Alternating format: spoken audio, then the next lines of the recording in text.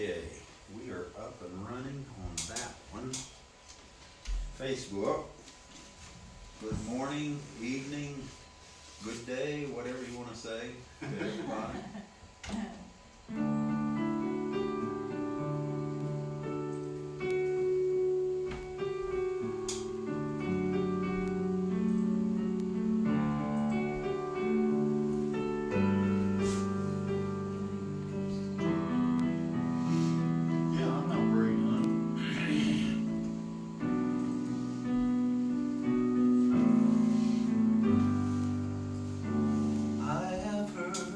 So many songs, listen to 1,000 tongues, but there is one that's above them all.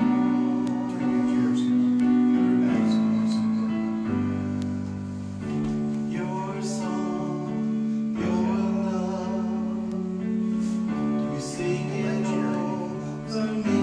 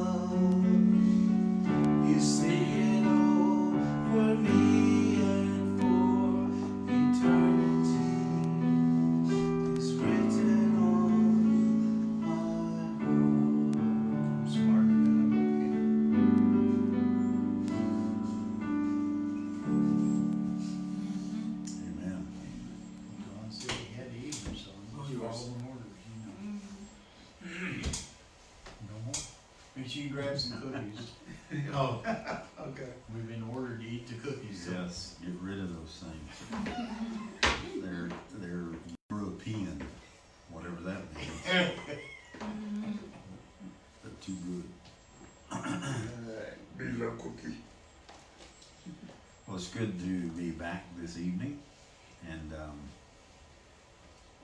we are coming live from Yellow Springs, Ohio, and we're in the, let's see, lockdown on Monday night, Tuesday, Wednesday, Thursday, we're in our 4th day, going on our 5th day of lockdown, and so we're keeping our social distances. But this is here in my home. A lot of people say, we're not supposed to have church. I seen something Brother Peter Gomack did. He's in Gabon, Libreville, and they shut the churches down. So he went and got his recording system out of the church and put it in his living room. and so I see him sometimes on live, and there he was, you know. He's standing in his living room, he's got it on his living room table and got a platform made, and he's just preaching away. So I thought, go get him, Peter. So he's out of Gabon. He's there in the area of Brother Felix Uwe, Marion. Yeah, he and Felix are in the same vicinity. And Peter's where I went to and ministered, his place, Brother Coffee, Edu Coffee, and Brother Felix there in Libreville. So we had some really great times together. But Peter had a congregation. Oh my. I mean, it'd be like filling that field up out there. They were everywhere, everywhere. That building was packed, thousands of people. So I hope he's still doing just as well. I hope that the people of Gabon are enjoying it. Brother Marion and Brother Coffee. Brother Coffee's out on a little island, Port Gentle Island, and but he had a good congregation, and we just had a great time. We had meetings in the arena there in Port Gentle. And a good big crowd of people. I remember the discernment of the Lord moving and healing some people and calling out their diseases and healing them and things, and it was just a wonderful time. And the word going forth. I remember I had a brother with me, wonderful brother, one of the best that you could ever take with you. And so we were there in Port Gentle, and Brother Coffee Edu said, you know, we're going to have 3 meetings in the arena, I think. He said, Brother Parnell, I want you to minister all 3 of them. And so he turns and looks at the other brother, and I said, he said, I know you're a fine brother, but I want to hear the prophet. And he said, so you sit still and he's going to talk. Okay,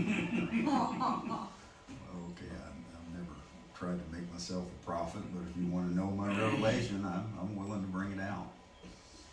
But I've always gotten, because of this ministry that I do have, I've always gotten into that context of, and jealousy. I told my wife, I said, you know, you get down to where you think there's just nobody else that could ever feel that way, be jealous and upset. And I said, I keep forgetting that, you know, this is just a little symbol to me, but there were only 4 people mentioned in the Bible, and one of them wanted to kill the other one. So you know, there was Cain and Abel and Adam and Eve, and one of them wanted to kill the other and did it. So Or jealousy. Yeah, or jealousy. So and Ezekiel, he's seen in Ezekiel, I think 16, 17 chapter, somewhere in there. He said the Spirit of the Lord took him up and carried him up into the air, and he said he looked and there on all the doorposts of Israel, on all the priests, the temples, was written jealousy, jealousy, jealousy. I thought, boy, I know how he felt. I know it, and you just have to, you almost have to let it go and just figure it's going to be there, because when you're bringing things out from the Spirit, people are always going to want to be in that position. They always want to be noticed. Not all people, but some people. And so then it stirs up the whole pot.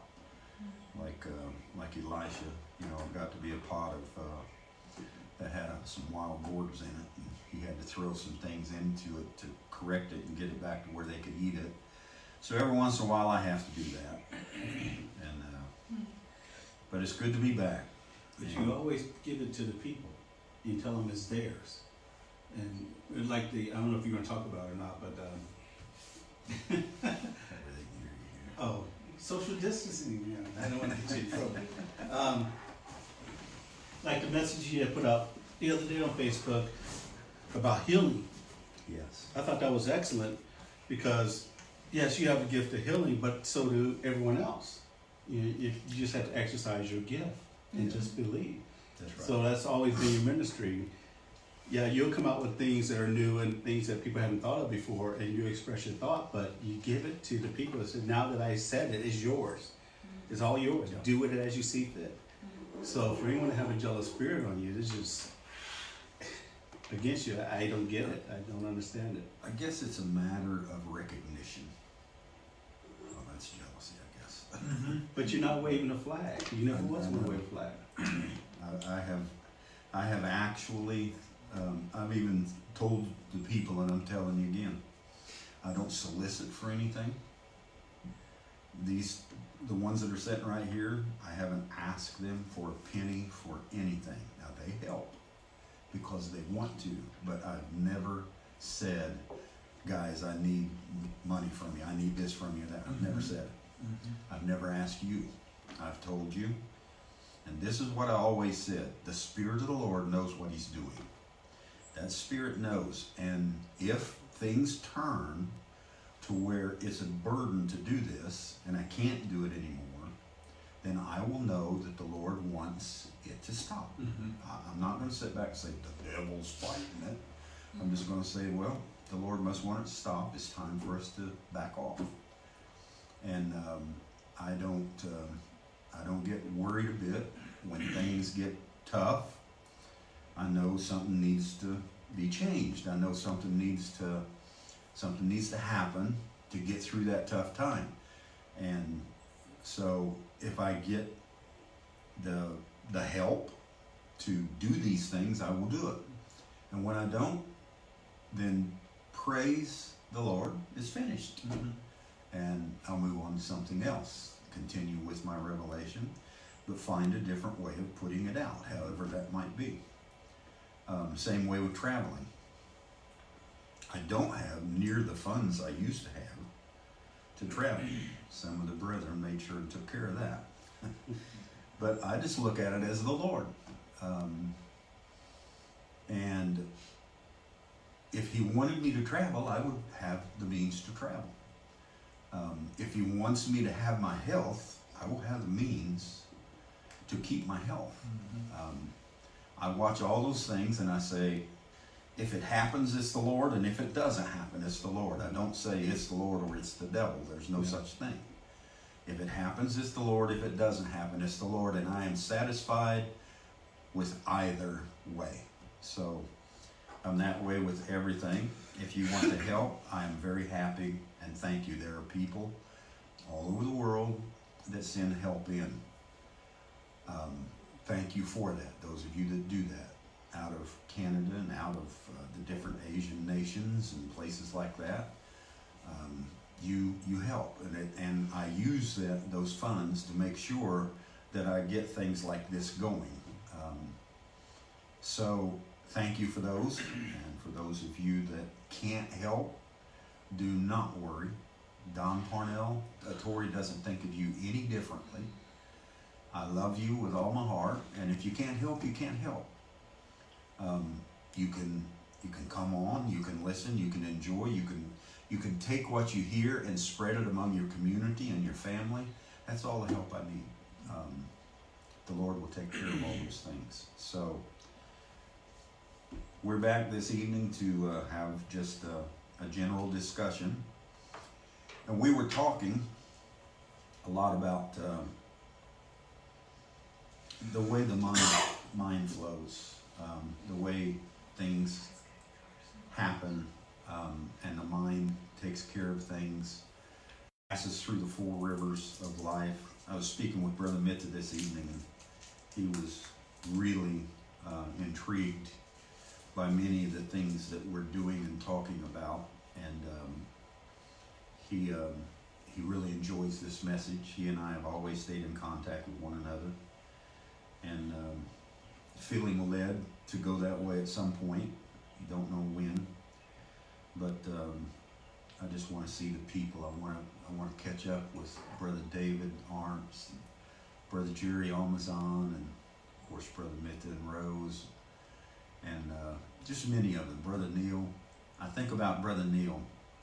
You know, it was either the first or the second time I went, but I think it was the first time I went over there.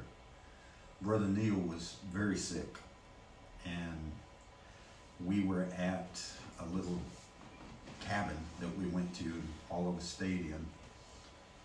And through the discernment of the Lord, I picked up that he wasn't going to be around long. He had a really sickly issue, and it was taking him down. So I mentioned it to him, and I remember he cried, and he said, "It's true, Brother Parnell."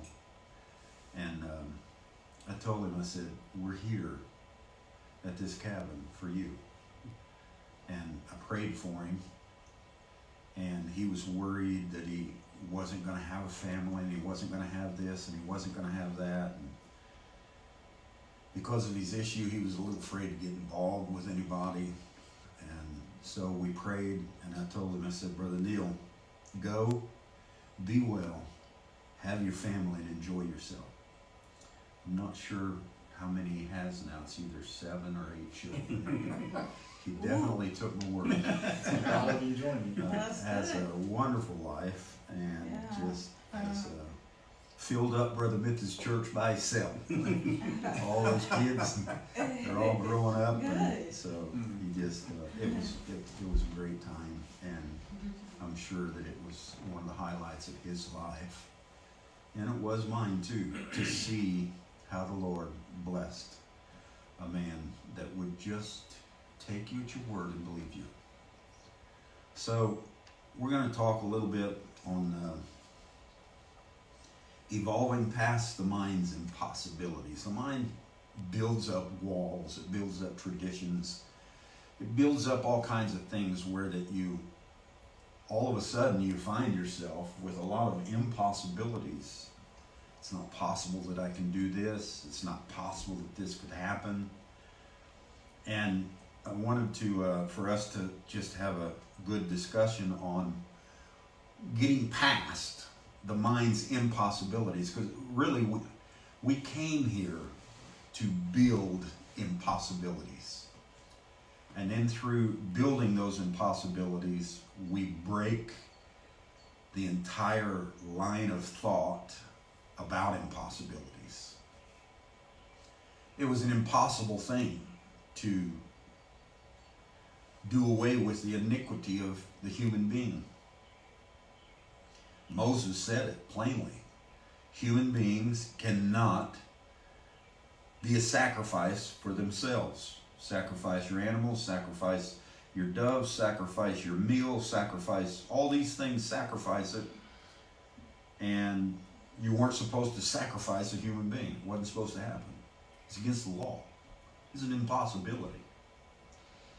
But then we, when we were in that theophany civilization, in that pillar of fire, we saw the iniquity that was coming, and we built a impossibility in the middle of the sexual intimate organization or the nature of the earth. We built an impossibility for ourselves, and that was a body that came through a woman's womb that wasn't born sexually and could be a sacrifice for us. We built it. In the middle of an impossible task of finding a worthy sacrifice, we built an impossibility. We built something that was totally against what we knew was possible. We got past that impossibility and built a body, hung it there on Calvary, brought the symbol to us, sacrificed the blood. The life in the blood came out back on the day of Pentecost and broke that whole line of thought of impossibility about sacrifice, about being clean, about being holy, about being pure. We broke it. Mm-hmm. That's what we do. And I wrote this. There are no real impossibilities. Notice I put the word real. There are impossibilities in your mind. Mm-hmm. But there are no real impossibilities. Impossible is not a reality. If it's impossible, it can't be real. It's an imagination. It cannot be real. It is a vain imagination. An imagining that we can't do something or something can't happen. That's impossible, and it is not real. Reality only holds possibilities within it. Impossibilities never come to be because they're vain imagination, and there are no impossibilities. Be real and step beyond the limits of impossible. Jesus made the statement, through him all things are possible. We think of words and we think of language. We think of words on a paper. Mm-hmm. We think of language, English, Tagalog, German, Spanish. We think of Russian when we talk about words. Those are not words. This stuff written on paper are not words. They're symbols. And all of those languages that we built are symbols all across all the nations. My words are spirit and they are life. Words are not language. Words are not how you learned to talk. Words are spirit.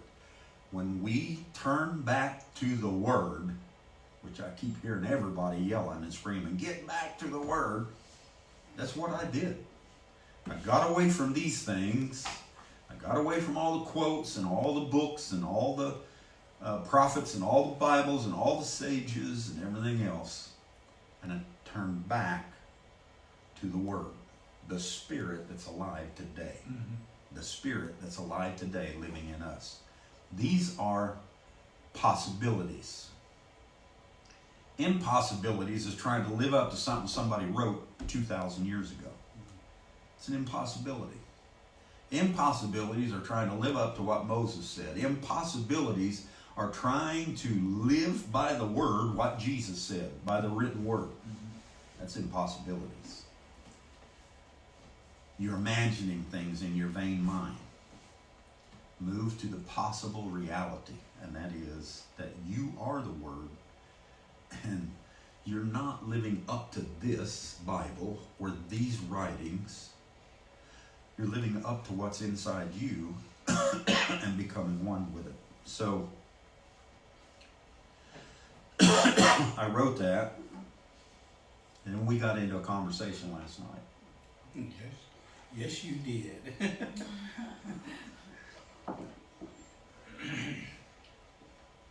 And I said, sorry it's late.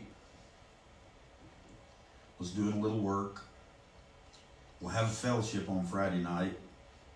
Anyone have any thoughts on your mind as to what would be nice to discuss? And I write and I send that out to a little back porch fellowship, people that I view as kind of belonging to this that we do, and helping and supporting and all those things. So somebody wrote, was it you that wrote the name? Daniel got us started. Blame Daniel. What about changing our nature in order to effectively evolve? Changing our nature to effectively evolve. That's why I kind of titled this, Evolving Past the Mind's Impossibilities. Because our nature builds impossibilities. Mm-hmm. It does. It builds, you can't marry this person. They live on the other side of the tracks. You can't marry, you can't be with them. They are of a different race. You can't, we build impossibilities all around us. You can't fellowship with them. They are heathen. They don't believe in blah, blah, blah. We build all these impossibilities and say it's impossible to go there. And then what we do is, because we build those impossibilities, we start going by them. And so he said, what about changing our nature in order to effectively involve, or in order to dissolve all these impossibilities? Dissolve them. I remember growing up young, I was taught by the ministers in the message, by different ones, parents, you don't mix races. And now I have, people all over the world that are married, mixed together, and have all their children and everything. It's an amazing development of impossibilities that became possible because I changed my thinking. You say, how did you do any of that, Brother Parnell? When I changed my thinking, I allowed it in my realm, in my atmosphere, in my arena, because I changed my thinking on it. So when a black and a white came in, or when a brown and a black came in, or Hispanic and Filipino came in, or whatever it might be, it didn't bother me. I changed if I hadn't changed my realm of thinking, when they came in, you know what I would have done? Preached on them and cast them out in general. You don't throw them out, but you make them feel so unwelcome, they leave. Right. So all you have around you is white on white, or black on black, or brown on brown, or whatever. I changed my thinking, evolved, and now all across the world,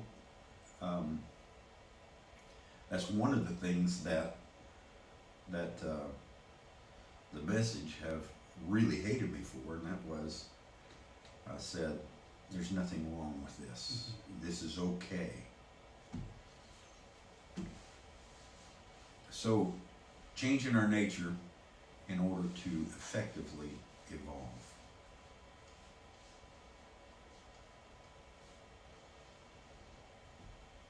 Part of that, I'll kind of backtrack a little on that thought, because I've been thinking about it for a while. We came here with a nature that needed to evolve. Now, when I say needed to evolve, it needed to change to evolve. We came here with an, I won't say imperfect, but an incomplete nature. It's more like it's out of balance. And therefore, to get ourselves aligned so that we can progress, so that we can evolve, we have to take those things about our nature and we have to change them. Now, like he says, it all starts right here. You have to think about it, and you realize it, then you identify what it is, and then you make those necessary changes, and it moves from here to here. Yeah. And then once it moves into here, it forms relationships. People who start relationships here and it never leaves here, that's not a relationship. You can walk away from them and it's like it never happened. But once it enters the heart and you've made those necessary changes to where you can connect with someone, that is never broken. For all of eternity, it's never broken. And we need to do that. We need to look at our nature and say, okay, this works for me, but there's parts of it that don't work for the rest of humanity to help them along. So what do I need to do about this so that it not just benefits me, but it benefits the other humans? Yeah. Those ones around me. I'm not saying ones over on the other side of the world who have a completely different life, but ones you're connected to. You have to look around you and identify in them things that maybe in you that aren't quite complete or out of balance, and you have to make those necessary changes. But the first thing is you have to identify. You have to realize you don't come in, because if you don't, what happens? Tradition. Next thing you know, it's this way and it can never change, and we love it and it has to be that way. The minute you do that, you start to stagnate and eventually it'll die. Yes. So that's kind of where I started out with that. Yeah. When I wrote that down. You have to recognize what you are affecting Mm-hmm. and the effect of it. Mm-hmm. Like for instance, me, I'll write. It's in my nature to have fun, to joke, to be a little bit sarcastic at times. That's your way of joking. And in so doing, once people get to know me and they're around me and during the days and days on, they realize, you know, this guy's just having a good time. He's, you know, that was a joke. That was, like I've said to Sister Connie and them before, she'll make a statement, it's a pretty good statement, and I'll say, wow, you ain't dumb as you look. It's just it's a joke. It's a sarcastic little joke. And so I just enjoy doing that so much. It's fun. But if I do that on the internet, in the forums, I can't write a joke. I can't. You know, I was having fun with, I said, well, now that we've all learned the importance of washing our hands, next we will learn how to color within the lines. This is a joke. You know, that's a kindergartner thing. They teach you how to hygienity and how to wash your hands, and then they teach you how to color and stay within the lines. So I was saying it like, hey, we're all a bunch of kindergartners. A joke. We're getting sent to our room. Yeah, you know, that one, I said, well, it looks to me like the fathers got so angry at all the children fighting that he sent them all to their room. It's just a joke. But then there's so many people that they try to decipher that thing out. They look at it and say, what do you mean by this? Oh, he said this, and it's just a joke. But on the other hand, I understand all that. So I have to be more careful and change, maybe not for the people that surround me every day. I still have a good time with them. I have to be careful and kind of change my nature and how I go onto the internet and not do so much of that because people don't know my character so well. Right. So this is kind of when I thought about what Daniel was just saying, I thought, well, you know, we all have to do that. I put, this is kind of where we are discussing at the moment. A nature is the character of a person. Or as was taught before, the soul is the nature of the spirit. We said that for years and years and years, but as we came through and passed over into Love Divine, we figured out that the nature is the character of a person, which is their soul. And it is the way that the spirit is acting things out and manifesting itself. So Brother Daniel said that, and I wrote and said, yeah, that's kind of where we're at, and it'd be a good flow to keep going that way. And I asked the question, Jesus asked the question, what would you give in exchange for your soul? So he knew that you could change your soul or your nature. Because he's saying exactly what would move you to change. That was his question. What would you give? He gave examples and this and that and the other many times. The rich man and the poor man and this one and that one. And he gave all kinds of examples. The woman that brought the penny and she gave more than all the rest. And there were tons of examples in how he wanted his disciples and his people to change. What would move you to exchange or lay an old soul down and pick up another? What would make you do that? What does it take? Jesus knew that everybody had a point where that would take place in their life. It's kind of a rhetorical question, but how do you feel about it?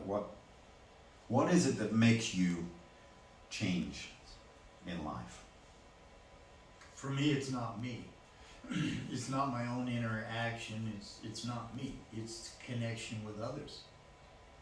When I'm by myself, which I can be very comfortable in solitude, but when I connect with others, that puts me into a condition to where, in order to effectively connect with them, I realize that I can't just be me. I have to be me plus. I have to be me and them combined. I have to mix the two. That's what stimulates me to change.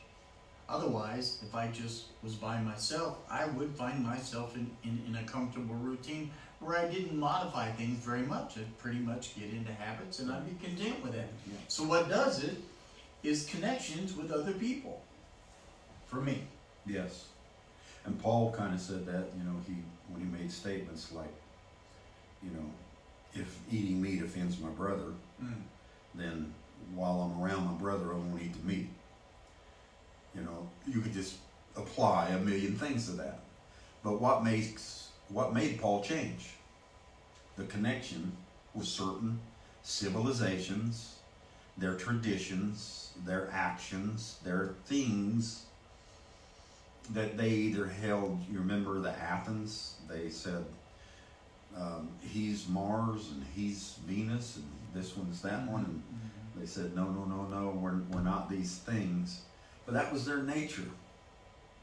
So there are times when you have to work on exchanging their nature, and you have to work on exchanging your nature to bring you together. And but that is the thing that causes you to change more than anything else, is the people that are involved in the atmosphere around you. You will change a lot. WMB said in the Hebrew series, William Branham said, the soul of man is his theophany. I've never found where he changed that. I found where he expounded on the theophany and said a lot more about the theophany than what he said in the Hebrew book. Who is this Melchizedek? Things that are to be, few messages later on in his life.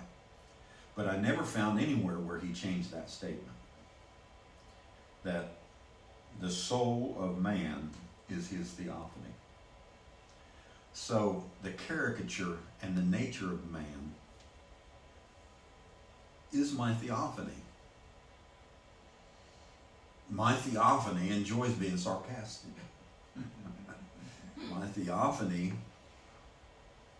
if you want to look at exactly what was said and get past all of your holy religion, your theophanies can get pretty nasty sometimes and have some pretty unbalanced character about them. For instance, you take a person who says, I love the environment more than anything. I'm willing, and they call them tree huggers here. I don't know what you call them everywhere else, but in America they call them tree huggers. They will sacrifice everything for the environment. They'll sacrifice humans for the environment. They'll put humans in a more horrible condition because of the environment. Then you get others, and they're the same way with animals. They'll kill the humans around them who have all kinds of problems with these animals in order to have the animals over top of the humans, and humans are dying around them and everything else, or they're getting sick and they're doing all kinds. There's an imbalance there. Yes. There is an imbalance there. And your theophany, when it comes into this world, it can get itself very imbalanced. That, listen to me, that changes the chemistry of your body And it changes the logic of your mind, because theophany is logic. It is your logic. And it will change everything about you when you get an imbalance going. And people see the imbalance. They know it's there. If they try to help, sometimes it just doesn't work. But we need to self-evaluate. Take a good look at exactly what we are making the most important things, because when you make humanity less important than anything else, you've got an imbalance. And I've dealt with so many of them for years. Because you've been in that field. Been in that field. I was in the animal control field, humane society field, and did that for 17, 18, 19 years. And they are some of the most one-sided, radical people you will ever meet. They will never see the middle of the road and how important humanity is. They will risk thousands of human lives to save one animal. When actually, if you think about it, you could balance it and save it all. But they don't want that. They don't care about that. They just see their view, and they will not come off of that view. Yeah. They're out there. It's sad, but they're out there. Oh, brother Felix Longuku Jr. Oh, what is Longaho? Okay. I have to confess, I always respect and thought that you and Pastor Joe are very serious people. So when you and Pastor Joe crack a joke, it's great to see you guys break the ice in your own special way, and it's great. It's a great joy to appreciate your mischievous side. Please don't change. Brother, you have no idea. I don't know about Pastor Joe, but you have no idea how mischievous this guy is. I can tell you a story in Haiti that tells you how mischievous. Yeah, we'll keep it there. Some things we keep close to our heart. And but yeah, sometimes I shake my head at myself. But thank you, Brother Felix. And I knew Pastor Joe was that way. Because I, being around him for days or weeks at a time, I would watch him and I think, is anybody ever able to crack that seriousness and get inside there? And so it's good to know that he does do that sometimes. Yeah. So your soul change, the Hebrew series, the soul of man is theophany. So your soul change is your nature change, what Brother Daniel brought up.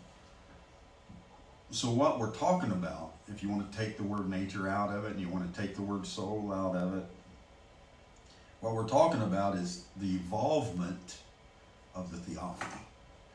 The theophany, which was unknown, no understanding, begins to break open every field within him. Everything from goodness, loving, to peacefulness, to war and iniquity. He breaks open all the fields, and we begin to see what's in the theophany. And then we begin to evolve from there. Just an example of evolvement. The world is one right now, trying to conquer this one thing. The world became one in World War II to conquer one thing, and that was the fascism of Germany and how it would take over the world. The world, sometimes, every once in a while, we see an evolvement, an evolving of the theophany. Because the theophany is the logic. Everything that you see has been thought of by the theophany.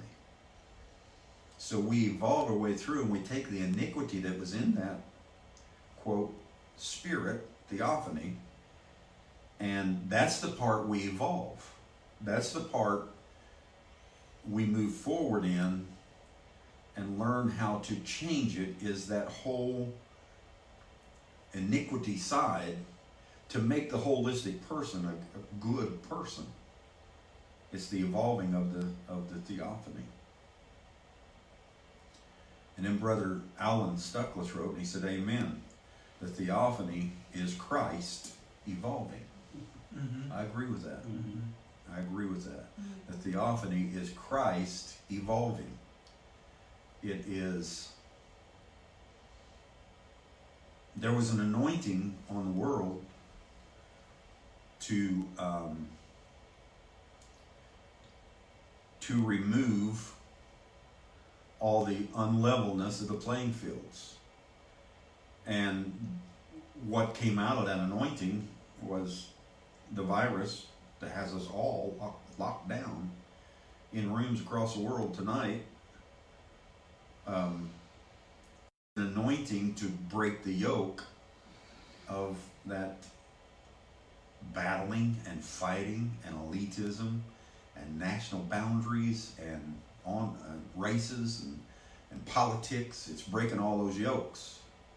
I can't believe how Governor Cuomo and Donald Trump are kissing up so much. I guess if you want to use that word, they are coming together, which were terrible enemies of one another for years and years, long before Trump was ever president. But now they're working together to save lives. And I think sometimes we break these things open into the earth in our logic to bring things closer together. When it was just Donald Trump, you wasn't giving in. When it was just Cuomo, you wasn't giving in. But now, when it's not about either one of them, it's about others. You see, they made that change to come together. Yes. It took the connection with the others and putting themselves aside and allowing others to take the preeminence. That's right. Therefore, wow, now they need to change. And they saw they need to change, and later they said, you know what, this is a good thing. Mm-hmm. What we have done. So they realized within themselves that situation made them change, and out of that they got a whole new relationship. Yes. And I will tell you this, it would have shocked me to see this gathering together and kind of Trump and Cuomo being the two that are bringing the amends between the parties for a while. It wouldn't shock me to see a brokered convention and Cuomo being the Democratic nominee out of the DNC convention to run against Donald Trump. Because that's just the way humans are. Yeah. As soon as you get through a crisis, is back to fighting. Yep. Yep. And it's sad. But at the same time, it is what is somewhat needed in order for us to have a robust, holistic relationship. It's pretty robust, all right. Make some more coffee. Go ahead. We come here knowing that our nature, which helps us shape our character, needs to be changed, or in some cases adjusted, in order to bring each one of us into alignment with the purpose of the Spirit, to add to our knowledge and evolve. In some areas we're balanced, or we have the correct character for our time. In others we are lacking, so we surround ourselves with situations, circumstances that will press us into changing for the betterment of the present move of the Spirit or the flow of the Spirit. Or I think if I understand Brother Daniel right, what he's saying is there are times when we get pressed into changing, and there are other times when we do willingly change. Yes. Yes. And we need both of those. We need both sides of that. Yeah. And so in looking at that, I thought, now the thing that's changing, evolving, is our theophany. Our soul, if you want to call it that. Our nature. And I wrote, our spirit uses its logic to set up the needed circumstances by creation and surrounds itself with those things to evolve. It's like a chess game with himself. because he is the best chess player to challenge. He challenges himself. And so it does that. And Brother Allen said, yes, that is Christ, and it is us, Brother Allen Stuckless. I said, yes, the theophany nature needed improvement. So it gave us the ability to change, knowing that as we changed and evolved, we would grow. We would gain more understanding. We would become better chess players if we choose. Therein lays the rub. We must choose to change. We must choose to change. And you're going to change. I don't care who you are. I don't care how long you sit in that stagnant pool. You're going to change. The change might not be the most desirable thing, but you'll never sit still. As soon as you stop and the light continues on, the light meaning the flow of the Spirit, the understanding continues on, and you stay back here behind the 8 ball, so to speak, and you don't go anywhere, you are changing whether you know it or not. And you're changing, or what I call a little bit later on here, you're devolving. I've seen many brethren devolve instead of evolve. I've seen them pull back. I've seen men that ministered exactly where we are at today, and now they're sitting around waiting on a rapture to take place, waiting on a body change. You know, waiting on, saying this thing that's happening, the coronavirus is getting us closer to the rapture. I shake my head. I have to scratch my head and say, where did they go? How did they fall back into such nonsense? But they have. They devolved because they stopped and stagnated in the pool. And what gathers there? Wiggletails and snakes and frogs and everything else, and diseases and everything else right there where you stop at, and you don't keep moving with the understanding. So you choose.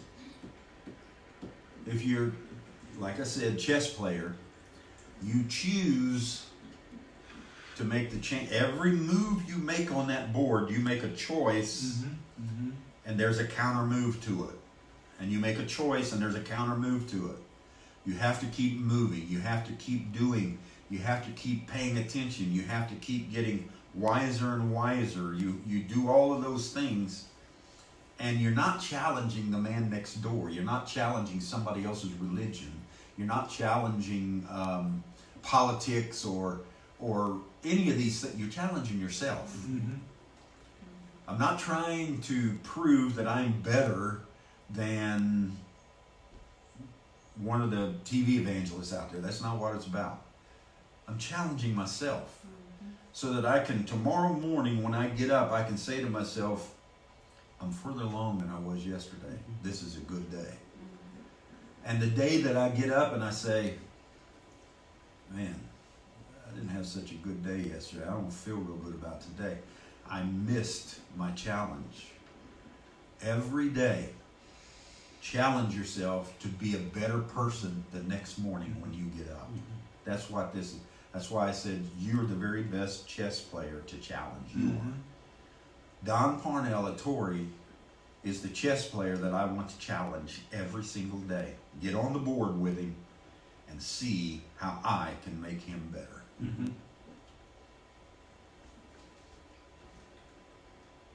I agree with choosing.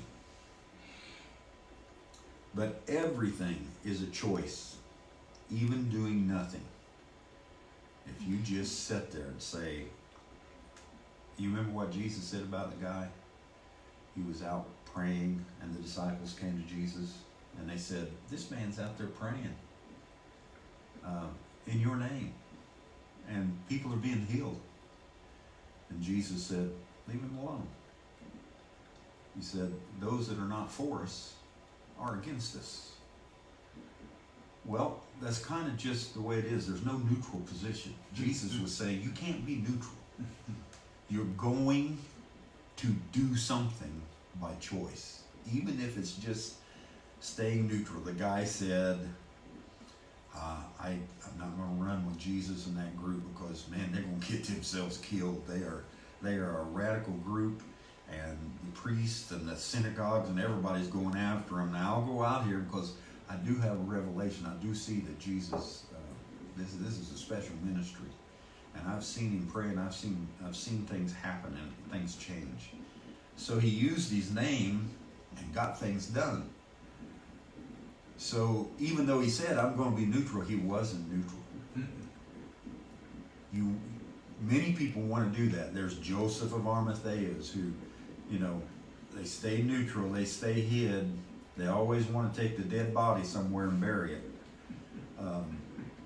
And they love the body, and they'll put ointments on it and everything else, but they don't want to be a part of the ministry of the body.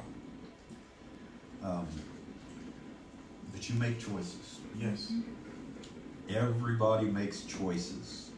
I agree with choosing, but everything is a choice here. Even doing nothing, standing still is a choice. Stagnating is a choice. So we are blessed to have a desire to evolve. And we make those choices to evolve. There's something in you.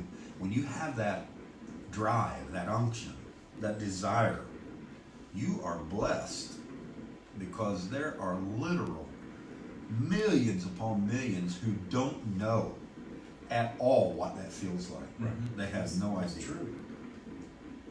Some even are the opposite or the contrast of you, and they choose to devolve. To go so far and then just stop. And in stopping, you're falling further and further behind all the time. Involve yourself with evolving, or the circumstances will put a person into devolving situation. So involve yourself in evolving or devolve. Everybody is going to evolve, one way or the other. One way or the other. Everybody's going to evolve. Right. Right. That is true.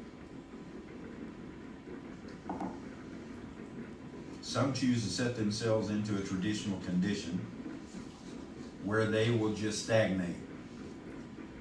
We have to recognize, identify, and respond accordingly to what the Spirit is doing in that time frame. Know how the Spirit's moving. We recognize the change that took place. And since 2014, when that change took place, while others chose a different path and began to devolve, we recognize and continue to move forward in our understanding.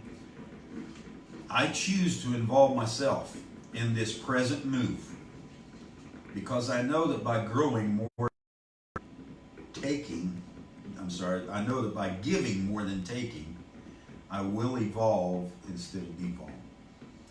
Keep giving out information, keep pouring out information, keep doing all these things. It is evolution, it is information. You want to know the cure to iniquity? It's information. Taking that information with a desire in your heart and moving on it, that's the cure to iniquity. If you want to know the vaccine, the antidote to being full of iniquity and getting all that iniquity out of you, it is to take on love divine, take on the present moment, take on the way the Spirit is moving, get into that flow. It is the antidote. It is the vaccination. It is all those things that we need for the coronavirus. Taking on the spirit of the day, the move of love divine, is the thing that is needed to take care of all of these things in your life. All things. I'm not just talking about a virus. I'm talking about everything in your life. Change, information flowing continually, gaining more and more and more information all the time.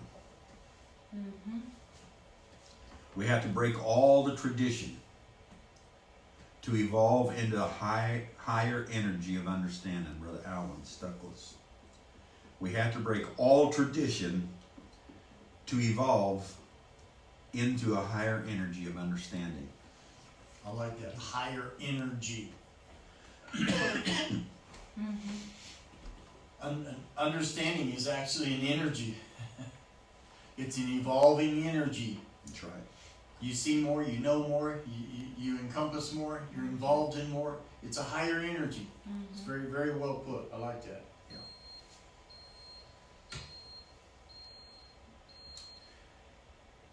And then, I think it was Sister Connie wrote, yes, I love to change in order to evolve. When you can get to that point that you love change, it's not so bad. But when you come to a point to where change makes you fear, it makes you nervous, it makes you go into solitary, it makes you do all kinds of things. You're very seldom going to evolve in the middle of all those things. So there's a healthy change, there's an unhealthy change. That's right. That's right. Well, And- instead of living in the present, you find yourself constantly living in the past, the good old days. Yeah. Because the present hasn't evolved. It's just like the good old days, but with bad days mixed in with it. Yeah. So then instead of looking at the present, we remove the bad and think of the good old days, and we just get caught up in looking backwards all the time. Yeah. It's like a person, they put on the internet, of course it's a prophecy, they call it a prophecy of William Branham. And they made the statement that this is a prophecy of William Branham about the coronavirus. And it wasn't a prophecy, it was just a general statement. Just a general statement, yes. One of them was they'll put on masks and they'll put on this and they'll put on that. It's not going to do you any good. Go to the doctors and do this. And then Brother Branham makes a statement. He said, it didn't work. So you know he was talking about the past. He wasn't pushing to the future and making a prophecy about a plague. He was talking about the past. He said it didn't work. So he was thinking about the Spanish influenza, the flood of 37 and all those things. When everybody was wearing masks and everything else and they were dying by the hundreds and thousands, he was saying it didn't work. And everybody took that and they moved it over here and they said, prophecy, prophecy. Well, it wasn't. It was just a general statement about you need to put your trust in the Lord. Do everything you can to be clean, but put your trust in the Lord. And then someone put one out about disease and how that, did you know William Branham prophesied, and the Bible declares that there will be biochemical warfare at the end of time. And I thought, yeah, let's see. How long has biochemical warfare and disease warfare been around? Let's see, we put smallpox into blankets in the 1700s and wiped out 110 million Native Americans. We had the Spanish influenza, the bubonic plague. You know where all those things come from? They carried these animals with the plague on ships and purposely let them off into these different countries to biologically and chemically kill hundreds and hundreds of millions of humans. It's been around forever. It's no prophecy. Use your head and take a look at things. Where do you think this came from in Wuhan? Why do you think it happened? It's biochemical warfare. And we'll find that out. It might be 100 years from now, whenever. But there's a little guy sitting in Yellow Springs, Ohio, that occasionally the angel of the Lord deals with. And we're dealing with biochemical warfare. And it's going on all around us, and it's due to economic greed is what it's all about. So we see all these things happening. We have to recognize and identify and respond according to what the Spirit is doing in that time frame. I choose to evolve because I know that in evolving, I have to change, so we have to get to a point we love change. And therefore, we will evolve. I said, that's the way I see it, Brother Allen. We are constantly shifting paradigms, stepping into less boundaries, and freeing ourselves all the time. We set up, and I was talking with Brother Mitta about it tonight for a while before we came in here. We set up, we were the best at it. Whose walls and whose cities and whose ideas and whose traditions is it that we are now having such a colossal time tearing them down? It was ours. I told him, I said, we were good carpenters, we were good contractors, we were good bricklayers, we were great loggers, we were good at everything we did, and we built walls that were unbelievable, and now we are having to tear down those walls. And we're finding out that it ain't so easy once you build a wall to remove it. And I have to give every one of you a great compliment. You built some good ones. I have to give myself a great compliment. I built some excellent walls.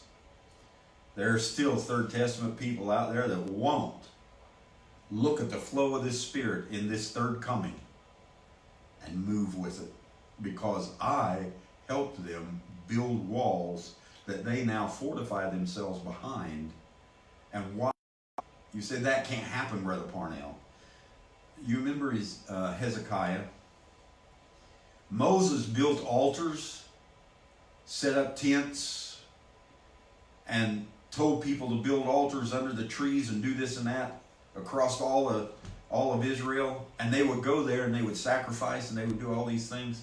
And there come a day when all of those things were such an abomination in the eyes of the Lord that King Hezekiah, the Spirit told him to stand up and told him, said, go throughout Israel and tear down all those altars. Do you know what kind of problems he had? Have you read of the wars and all the things that he had in his lifetime? And how Hezekiah came in and said, you're going to die? And he begged and pleaded, and the Lord gave him 15 more years, and it was just full of the same chaos. The Lord was being polite enough to move him out, and he stayed there, and he went through the chaos, more of it, all just a terrible time, because he was busy tearing down what Moses had built up, and what they had built up and become such a mighty nation in Israel. But it was time to tear it down. Now here we are. We're in the middle of some of the same things. Now the best thing you can do is don't take so much time tearing it down. Take more time building the present city, building the understanding of who we are, building a city without walls. That's the way I see it. We are constantly shifting paradigms, stepping into less boundaries, and freeing ourselves more and more all the time.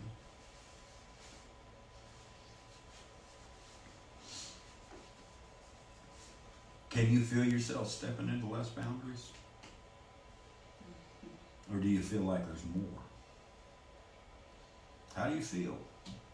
You know, if you can't feel it, it's dead. You know, that's what I always said. You know, the only person in the room who doesn't have any emotion about anything is the guy laying in the casket. And you can say this about anything you want around him, and he's not going to respond because he's dead. So, what is your emotion? How do you feel about things? Does it feel like we're moving in the right direction? Do you feel like you're breaking paradigms, you're breaking traditions, you're breaking all these things? Do you feel that way? We're always being eternal. You can't take away eternity. We're always being eternal. But binding ourselves with impossible situations and circumstances, and then working our way out of them to gain the experience that we desire, that's what we're all about. We're flat eternal all the time. But we take circumstances, situations, We build them around us to box us in to where we got what seems like an impossibility of ever getting out of that. And then we figure out how to get out of that boxed in situation. We do it to ourselves all the time.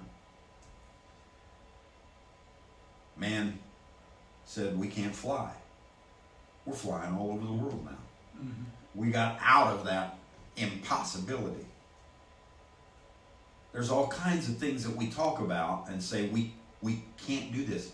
We couldn't do many things. We couldn't cross the ocean. We built something that would cross the ocean. We built ships and submarines. We built airplanes. We did this and we did that. You can't go across the Great Lake, but we do it every day now. Going to space. Yeah. Going into space, breaking through the sound barrier, you know, on and on and on. The barrier that we are working on now, you and I, when I say we are the real scientists in this world. The rest of them are just catching up with us. We're working on breaking the light barrier. The same way that we broke the sound barrier, the same way that we broke the ocean barrier, the same way that we broke the flight barrier, the same way we broke all this, we're breaking the light barrier now. We're moving beyond the light barrier, the speed of light, and we're saying we have moved into, in this resurrection time, we've moved into thought. So the speed of light is such a speed, it'll pass through windows, it'll pass through door, it'll pass through everything. The light just keeps flowing and it keeps passing through everything.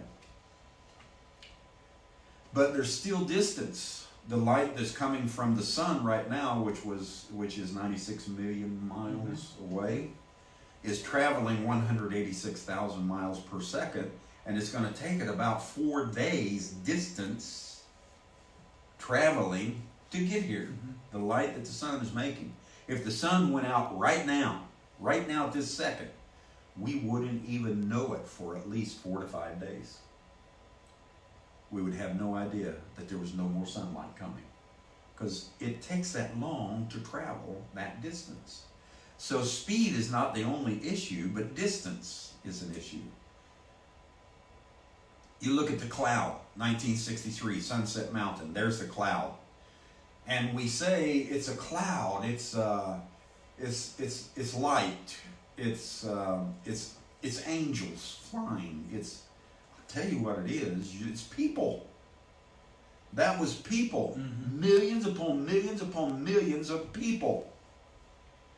But they were in such a dimension, much faster than this one, that the camera was picking up, and all these things, they were picking up streaks of light. And it was Luther and Wesley and Moses and Elijah and Hezekiah and Jeremiah and Ezekiel and Don Parnell and it was William Branham. We were all hundreds of millions of us. That was us, those streaks.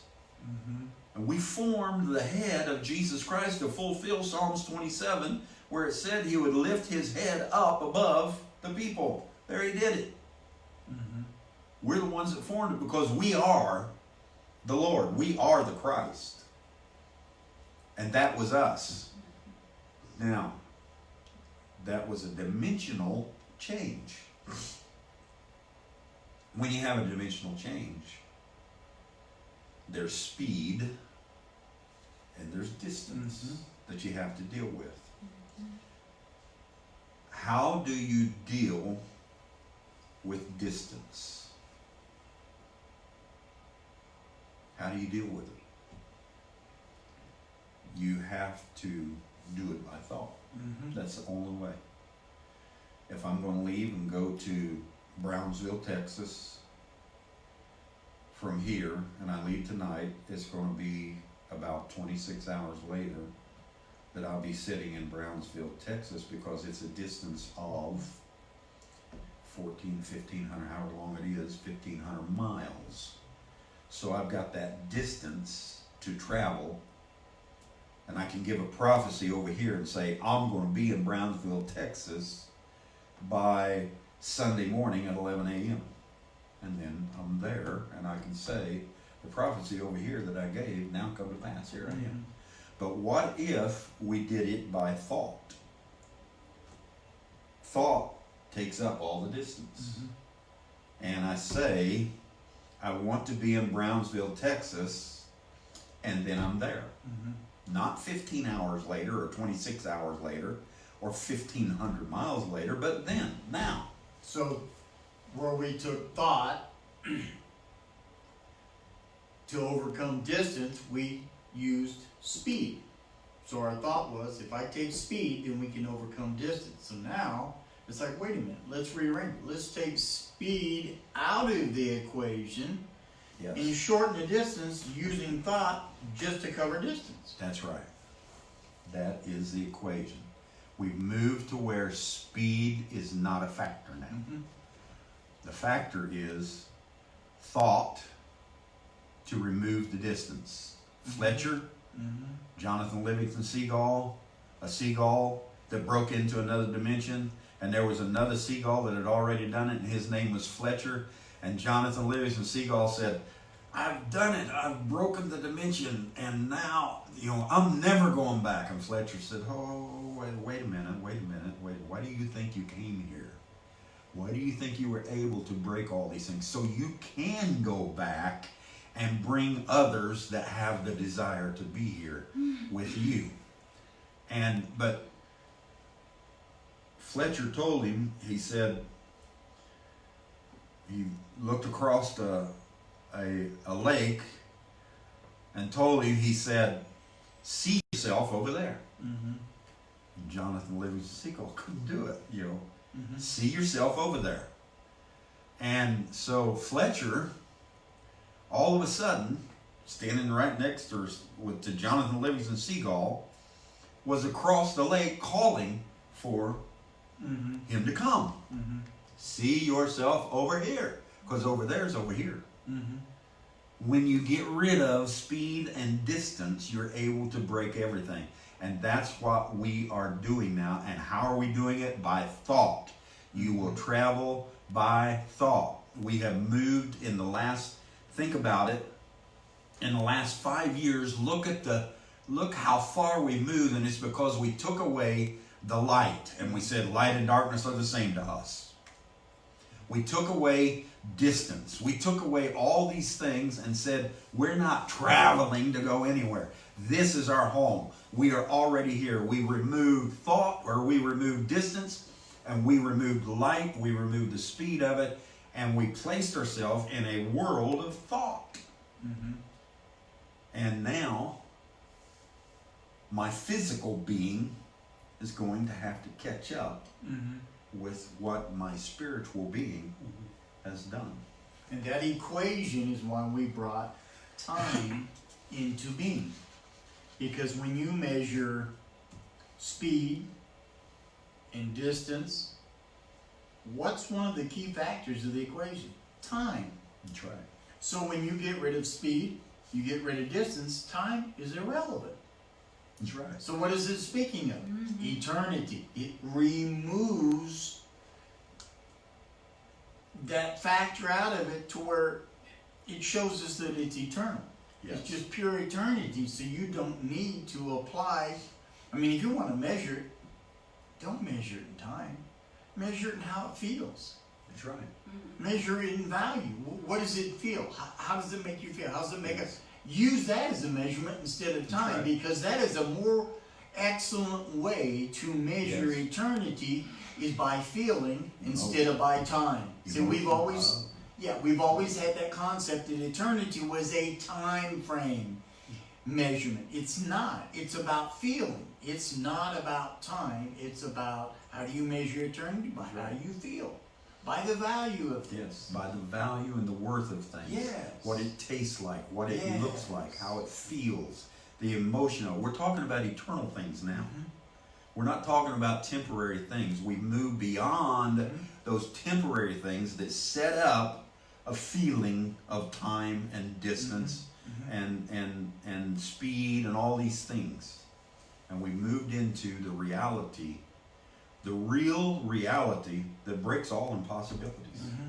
You'll never break impossibilities, all of them, by trusting in speed. Mm-hmm. You'll never break all the impossibilities by trusting in distance. You'll never break all those impossibilities, but the way you break them is, how does it feel? What does it mean to me?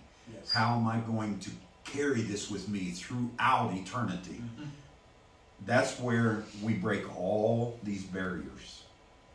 Always being eternal, but binding ourselves with impossible situations and circumstances, then working the circumstances and the situations out to where that we gain experience on how to break those things of iniquity that were in us. Time is iniquity. Speed is iniquity. Distance is iniquity. When you come into those things, what are you doing? You're giving yourself a space in where to act unnatural. Mm-hmm. Exactly. Each time we strap ourselves in to the straitjacket, we change our logic to find new ways out of it and into our freedom. Mm-hmm. We strap ourselves in, then we figure out another way out. And then we strap ourselves in such a way that you can't get out that way. And we say, got ourselves now, we can't get out of this one. We'll break the law if we have to. We'll break the law and create a body to do it. We'll do anything we have to do. We will break all impossibilities. We'll break the distance. We'll break the speed. We'll break the iniquity. We'll break everything and find our way out of the straitjacket of circumstances that we put ourselves into. When we come to fully understand that we've always been free, but we've created circumstances, situations to challenge that freedom, then we have gained a clear, concise view of our condition. And we can choose to not only free ourselves, but free others also. Yep. Exactly. Fletcher, Jonathan Livingston, I'm here and I'm free and I'm staying right here and I don't give a hoot about anybody else. No. Fletcher says, why do you think you came here? So that you could go back and bring others to this same freedom. That's what this is about. That's what this is about. That's what it's about. We set ourselves free of tradition, fundamentals. Brother Mitch and I were talking about all this class warfare, all this racism, all of this hierarchy, all these inferior and superior. We have freed ourselves of all of these things. Even freed ourselves out from the body that we chose and created for ourselves and lived in it for 33 and a half years and crucified it on Calvary. We have freed ourselves from that body. Mm-hmm. Oh man, how many years did you sit around carrying on about Jesus? And that's all you ever knew. Yeah. It's what Jesus did, not what you did. Not how far you come. Not how things changed for you. Not how you raptured. It's all about Jesus. We freed ourselves of that tradition. We got out of the mediation scene. And by getting out of the mediation and intercessory scene, we got rid of our condemnation.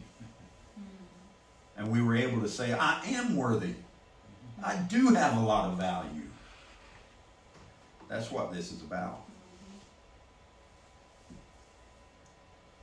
Circumstances and conditions are created to improve and evolve us. They are never meant to stop us. I don't know who wrote that. It might have been Alan Stuckless. Maybe. Sound like something you'd write. But it's so true. Conditions are created to improve and evolve us. Conditions are things conditions and circumstances are the impossibilities that you put on yourself. Mm-hmm. Have you ever gotten to a point in one day where you just said, geez, there's just no way out of this. Every way I turn, There's this problem, this problem, this problem, and this problem. I'm done. And you lay down that evening and you're thinking, there's no way out. This is an impossibility. Bill collectors are after me. Law's after me. This is wrong, that's wrong. I don't know what to do.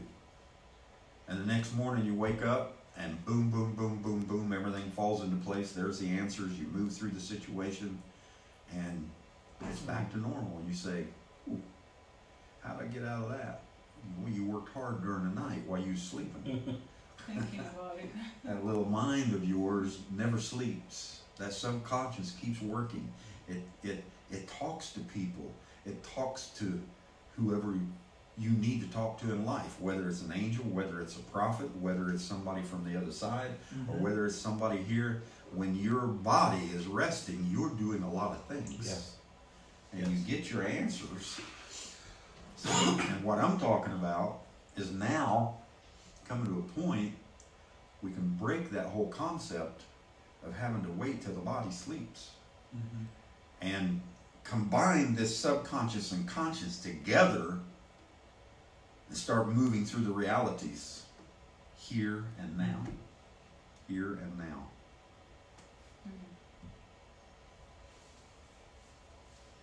When we change our logic, how many knows what logic is? It's a theophany. When we change our logic, we change our soul, our theophany. When we do that, it catches parts of creation and eternity up together. It weakens the veils between us. It's a great thing when we do it. By changing our thinking, by changing our logic. Like I said, in my early ministry, if people would have walked into my arena, into my atmosphere, married white and Spanish, Mexican, married white and black, married in such manners, Filipino and white, whatever, when you walked into my arena, you were going to take a scolding that you had never thought you'd taken, and I was going to cut the head off of that flower and make sure it didn't grow in my atmosphere anymore. And I changed my logic. And by changing my logic, it gave more of a freedom for love to grow in my presence and to grow into a lot more beautiful colors than all black and all white and all this and all that. Many beautiful colors. By changing my logic. Like the rainbow. Yes, like a rainbow.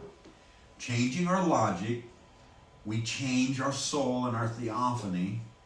When we do this, it catches parts of creation. Here's a part that feel welcome around me. Here's a part and his wife that feel welcome around me. Before, I couldn't catch that creation up. They didn't feel welcome around me if you'd have got around me back in those days. And I catch it and eternity up together. I guarantee you, the first time Moses heard this concept, he shouted and jumped up and down for joy because he got ripped apart by his brother, his sister, and the congregation because he married an Ethiopian woman. They were ready to kill him for it. And of course the Lord killed many of them for it. And so when Moses heard this come out, he probably thought, yes, after 3,000 years, somebody is finally recognizing, you know. And Samson, the same way. The whole class there issue. He went and married Timnah, somebody outside of Israel. Oh my God, that's just horrible. How could you do such a thing? I'm sure Samson probably stood up and clapped. So we see this, we pull creation up in a higher realm by changing our logic, by changing our mind, by changing our theophany, by changing our outlook, and stop trying to make us live in a theophany civilization and live in a human situation and civilization. Like us right now. We don't believe there's a way for those that are on the other side of the veil to eat and to drink or to have casual contact with us. And I mean casual contact. Not once a year for 1 minute to try to get a message across to us, but casual contact. We don't believe there's a way. We haven't believed there's a way. That's dealing with the dead. That's spiritualism. That's this. That's that. We have all kinds of ideas. That's spooks. That's ghosts. That's witchcraft. That's all those things. And because all of those people over there crossed the veil thinking that way, they're over there telling William Branham when he went and seen him in 1960, we can't eat and we can't drink and we can't do any of these things over here. We got to come back to the earth in order to do that. Well, they just carried that tradition over there with them.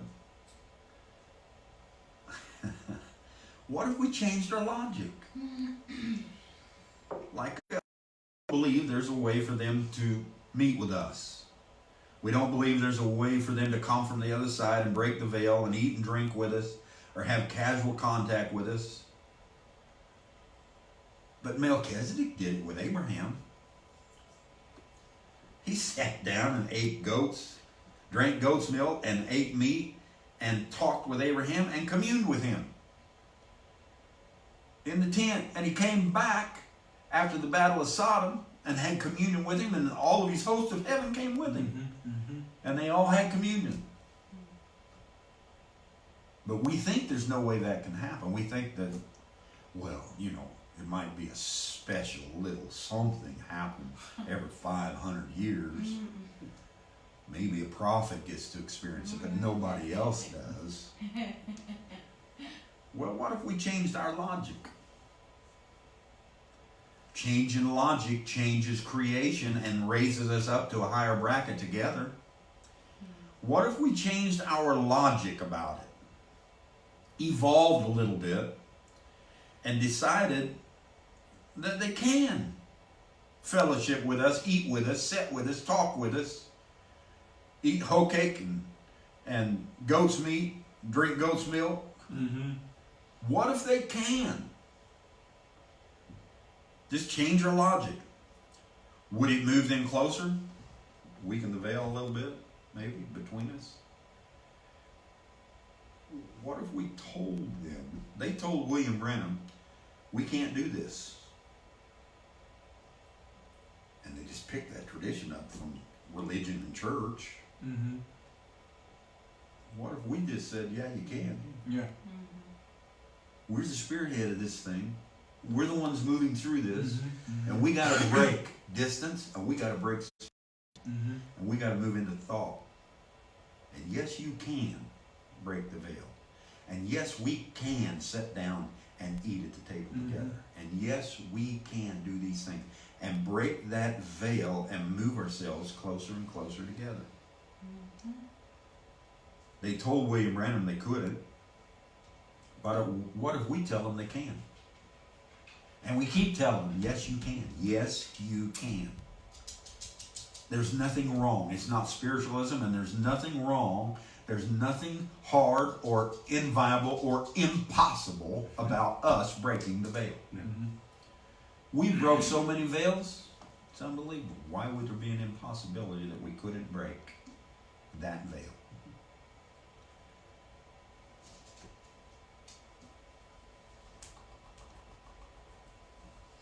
Talk to them enough about it to bring them to the table. I've gotten comfortable with the angel of the Lord.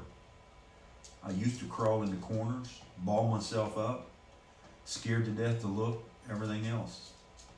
Now, I'm very comfortable. I usually don't even say anything about it. Used to, I think, I gotta tell them, I gotta say this. Now it's just a comfortable thing. It's a casual thing. What if we were to talk to them enough to break that veil, or at least weaken that veil? to where your spirituality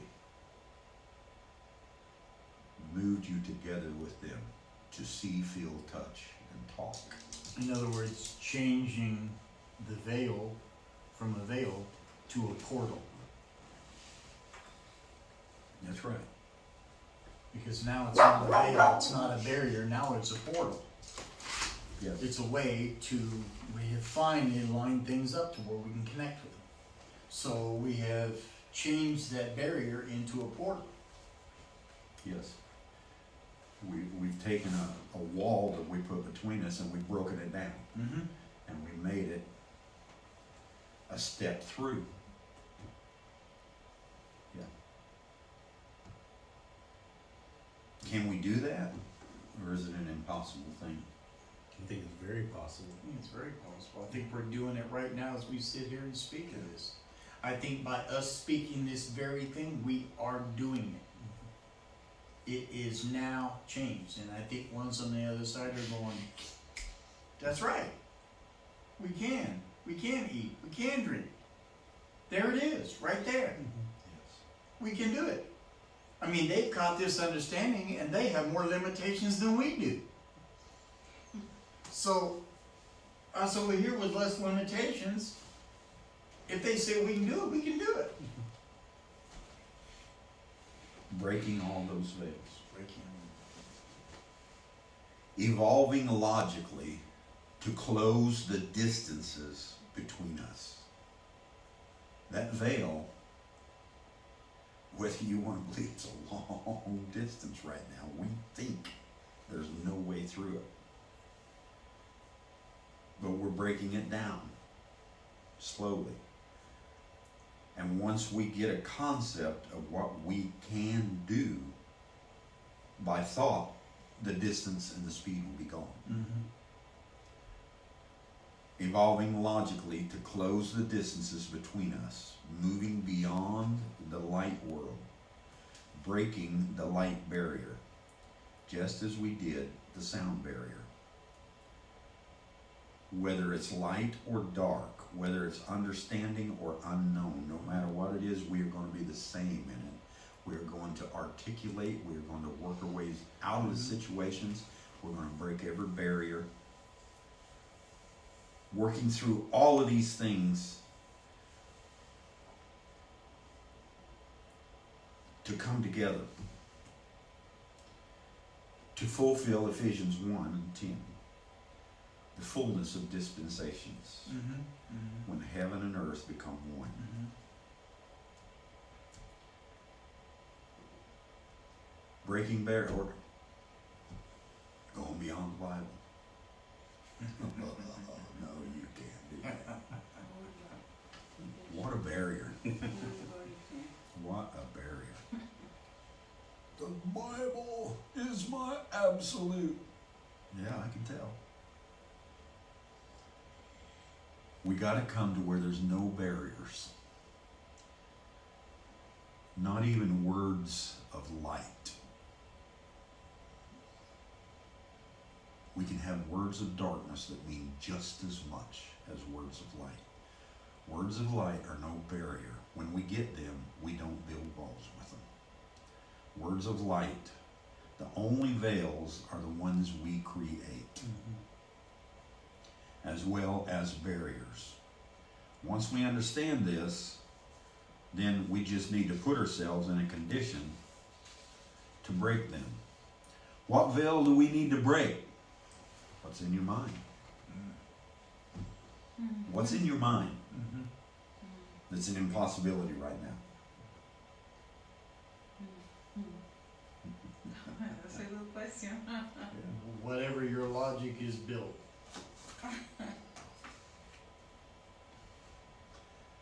Yes. Whatever it is.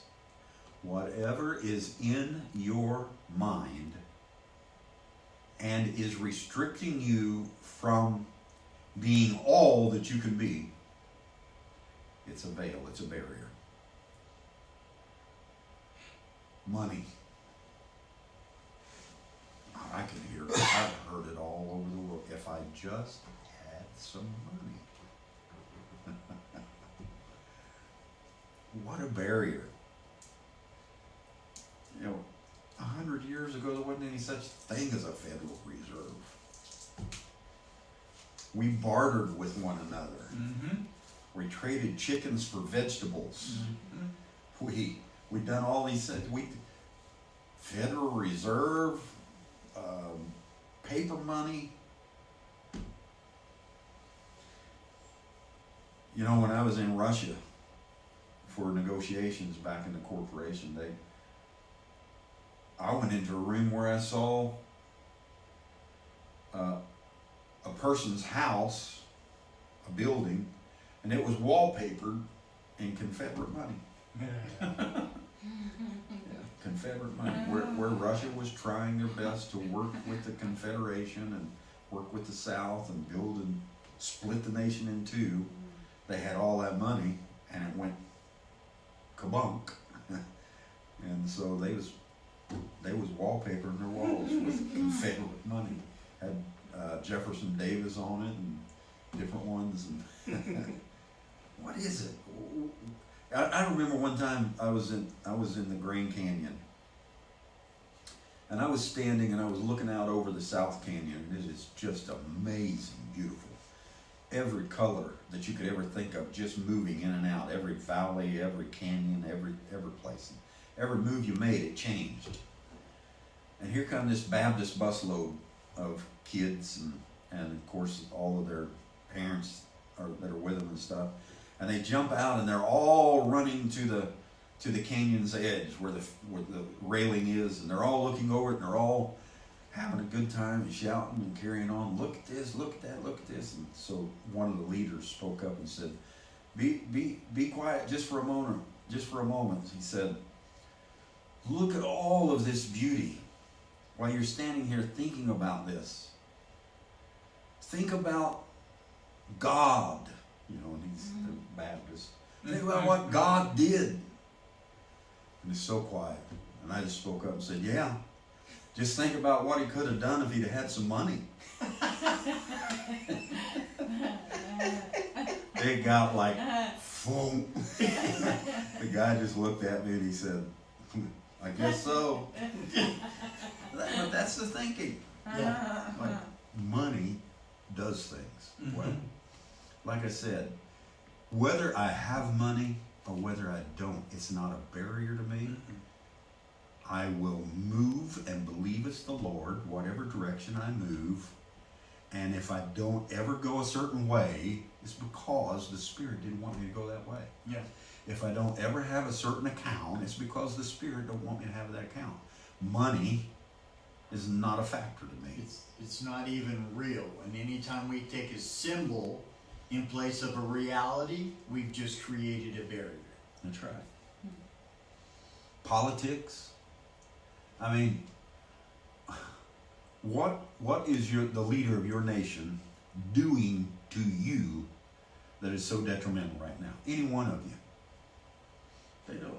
You know, the world has come to a political situation. We're not doing anything detrimental. Politics will always have their battles and this and that and the other, but Donald Trump has never come into my home. Donald Trump has never said there's certain things that I can't do in my home. He's never done a thing to Don Parnell, to a Tory. He's never done it. But we get in our head these barriers, these walls, these veils. These leaders are doing this and they're doing that, and they're putting. Has the Spirit of the Lord, have you in your spirit, in our collectiveness of who we are, have we put them in there to bring the world to a better state, or have we not? We have. Yeah. Stop letting that be a barrier. The Spirit, this world needs to change, and the Spirit needs to take more control of this and this and this. It's controlling. You're controlling everything. You're moving. You're doing everything. What in your mind is a barrier to you? When you start removing all this, what in your mind is a barrier? The Bible.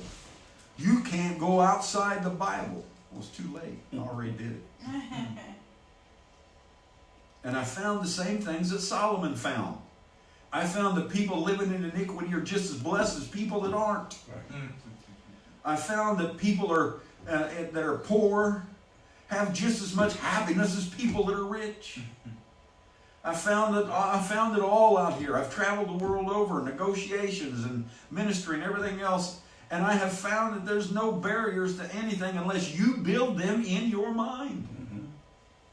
Yep. There are none. Can you remove all the barriers?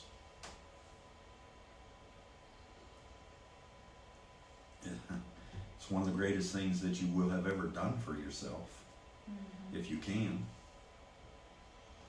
Barriers. There's a devil out there. And he will do anything he can to stop you from having a happy life, from having a long life, from prospering, from getting your message out, from doing all these. What a barrier. What a wall. What a veil that people have set up all over the world. A strong veil called the devil, and that's all it is. And when you can pull that curtain down and look at Mr. Oz behind the curtain and realize it's all just a man-made thing. Same thing with the God. That's right. That's where it was. You know, it Yes. goes same thing with the God, just flip side, but it's the same thing. Exactly.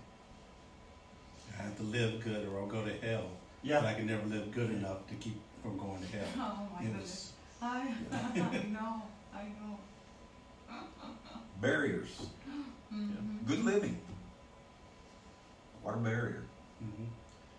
Every day you are going to work things out of your iniquity that's going to cause you to cross the barrier of condemnation and get into a field of unworthiness. Now, if you choose to let that bite you because you stepped in the field trying to make things better and things didn't work out well, and now you say, I'm condemned and I don't know what to do, and I don't know. It's just a barrier. There ain't no devil there. It's real, and it's you. And you crossed into that iniquity for the day, and it's you that's going to cross back over out of that iniquity and make that better for yourself. Yes.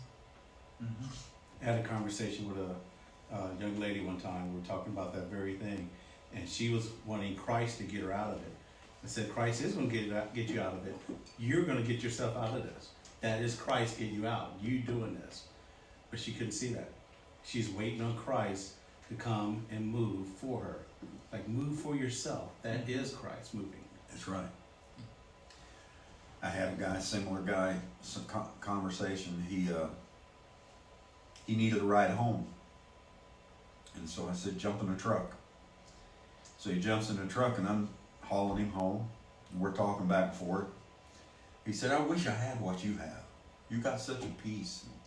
You know, I'm so nervous and I'm upset all the time and I got all these problems in my life. And he said, I don't know how to get myself out of them. I don't know how to solve things. I don't feel good enough about anything. I just wish Christ would come to me like he does to you. I looked over at him and I said, well, your wish is granted. I said, here I am. I am the Christ. And the way you're going to get yourself out of these things is you're going to stop worrying about all these things and all this condemnation, and you just work yourself through and know that you are good enough, know that what you have is what you need, and build your life in Christ, in the anointing, and change your logic and your thinking and your ideas about who you are, and it will begin to change your nature and everything about you. And he looked at me and he said, well, I know, but I mean Christ really to come. And I thought, this barrier's just not going to break. And I said, I want you to think about this. I said, years from now, you remember that Jesus Christ came to you in a truck and hauled you home and talked to you and told you how to get out of your problems. He said, well, okay, I'll remember. But he didn't. he didn't respond. Breaking these barriers. My natural brother, he one time told me, I have so many issues, I can't see the forest from the trees. I said, well, that's easy. Take the forest in one tree at a time. You take it in one tree at a time. You'll get to the whole There forest. you go.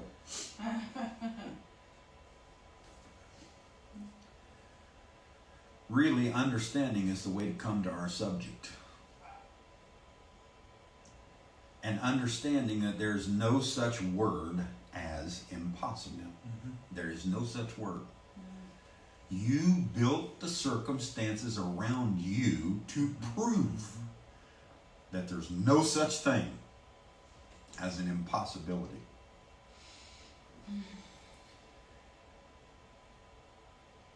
15 days ago, a month ago, we would have said there is absolutely no possible way that we are going to get the world governments who are politically blasting one another and doing everything. We're never going to get them to work together.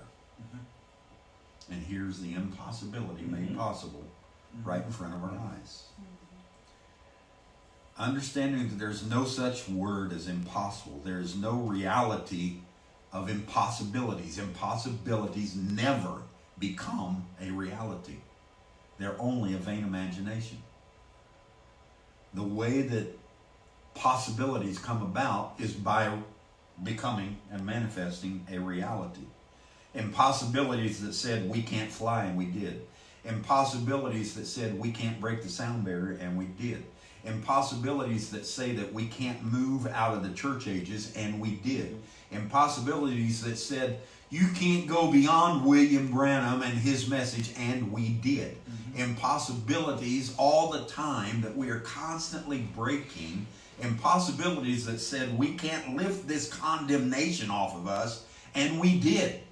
Impossibilities that said we can't make ourselves clean until we get out of this world and take on a body change and a resurrection, but we did it. Impossibilities that said we can't be immortal here, we can't be incorruptible here, but we did it. We proved it in the scripture, in the Bible, and in our lives, and we started saying it, and we proved it to be so. It's not impossible to be clean, holy, pure, holistic, and valued and worth everything that you should be. There's no impossibility now. And a few years ago, you would have thought there was no possibility that you could be clean. We did it. We did it. It's always about going beyond impossibilities. In thinking, in feeling, in applying. We are not meant to attach ourselves to just one mindset, to traditionalize. We must prove to ourselves there are no real impossibilities. That was Brother Daniel. It's always about going beyond in thinking, in feeling, in applying, and we are not meant to attach ourselves to just one mindset. That's true. That's true. We did that. Which takes us right back to the theophany, the logic. It was never meant to stay just that. That's just the first move to move us into more. But it was never meant to stay that way.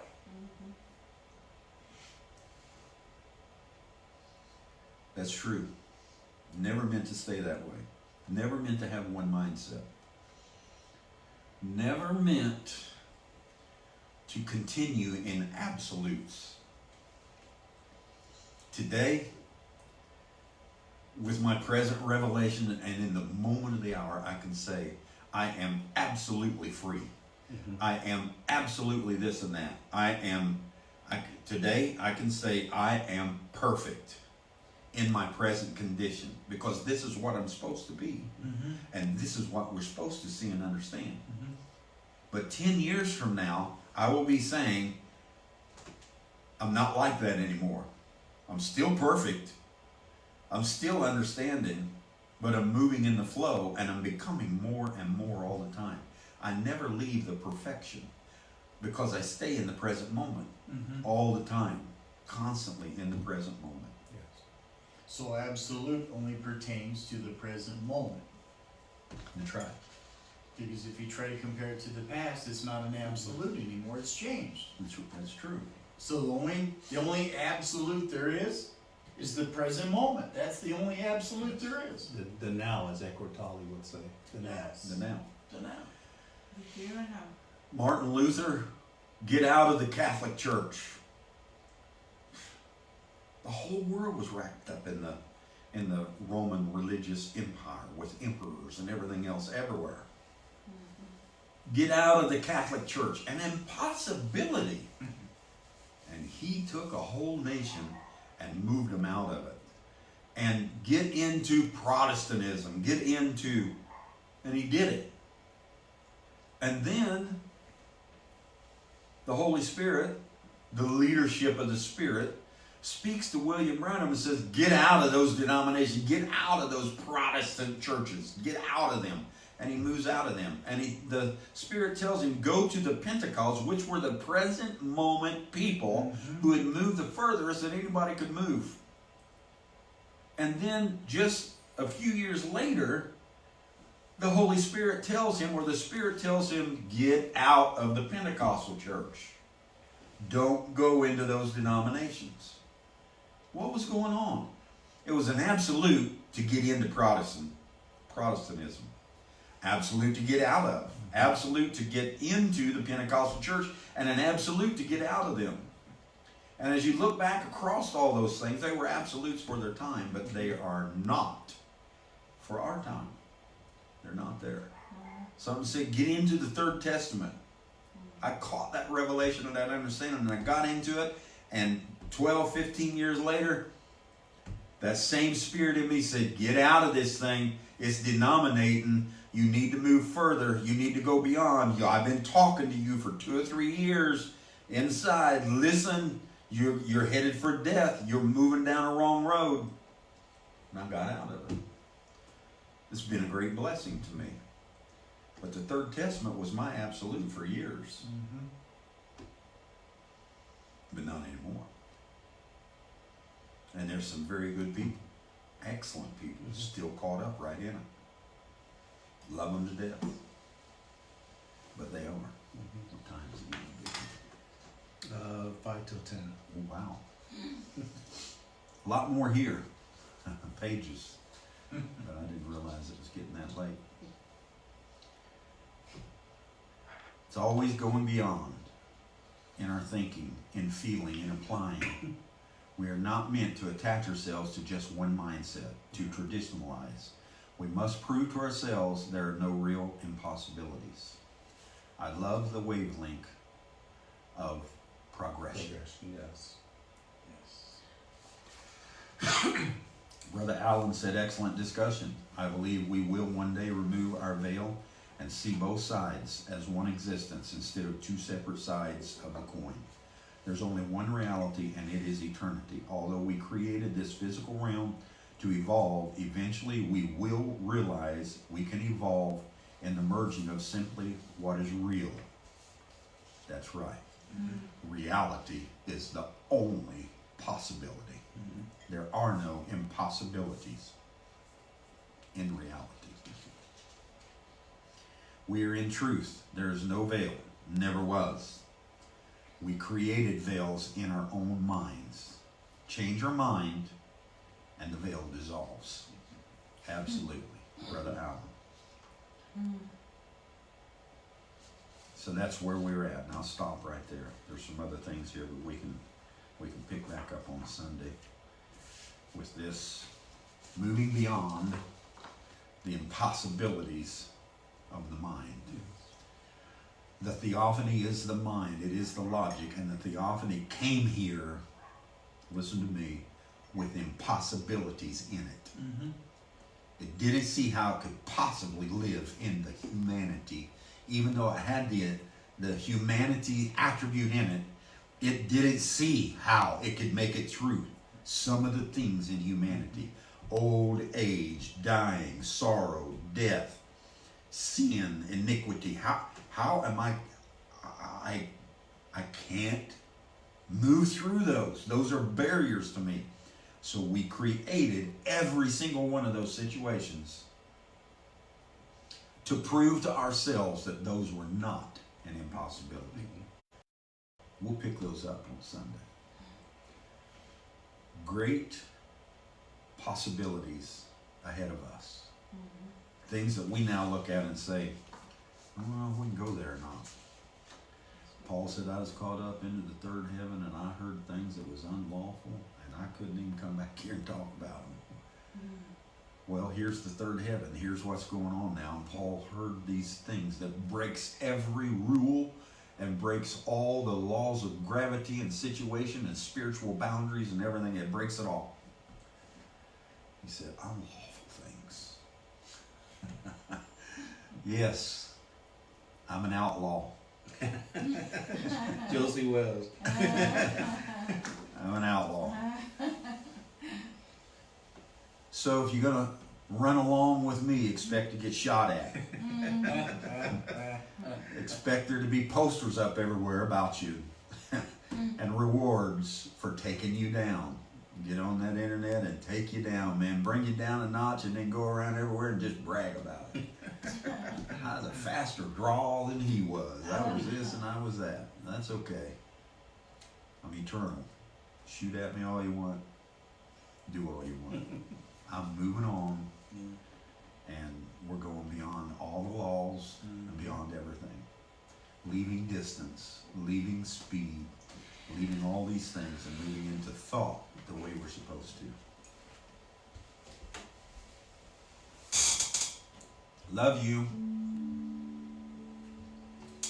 And I hope this was a good conversation. It's a very good conversation.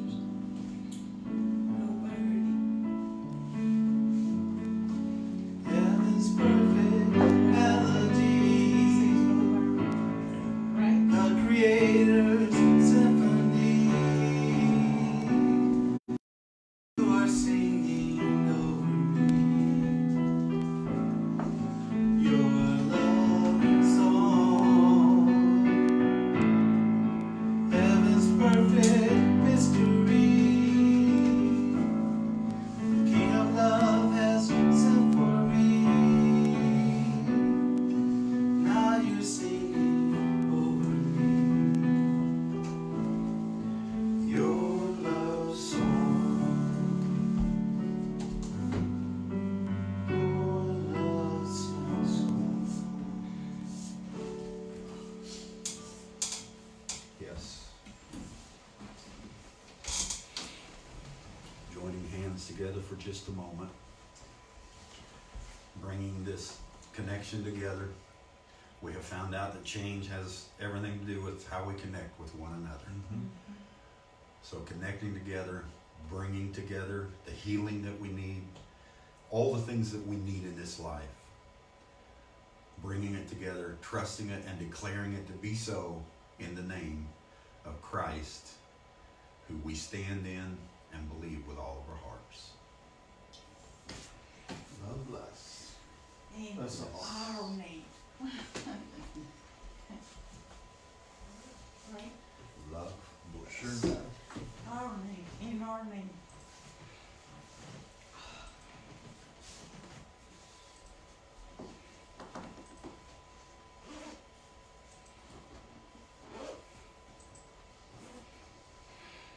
You have a pen on you?